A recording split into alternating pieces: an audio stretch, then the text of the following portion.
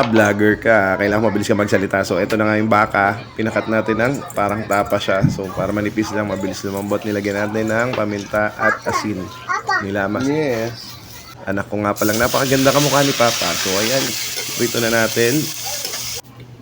Magtutubig yan, guys. So, after magtubig, ayan na. Mukhang fried na siya. Set aside. Dito na natin. Igigisa yung bawang, sibuyas. Lutuin nyo lang mabuti yan. Alright. Tapos lagay mo na itong ninenok mong butter sa hotel, isa na lang, dagdagan nyo na lang yung sa inyo para mas masarap. Balik na natin tong ating karne. Of course, titimplahan natin ng magic sarap off naman na. At itong beef cubes. Yeah boy, pampaanghang para tanggal umay. So kahit anong maanghang pwede dyan, kahit yung fresh na labuyo. Tapos yan, lagyan na nating water dyan natin sa palalambutin for about 30 to 45 minutes. Depende sa karne nyo. So, ayan, since manipis naman yung hiwa niyan. Ayan na, lambot na agad, 'di ba? So, lagay na natin yung mushroom. And finally, ang ating all-purpose cream. So, ayan, maliit lang nilagay ko.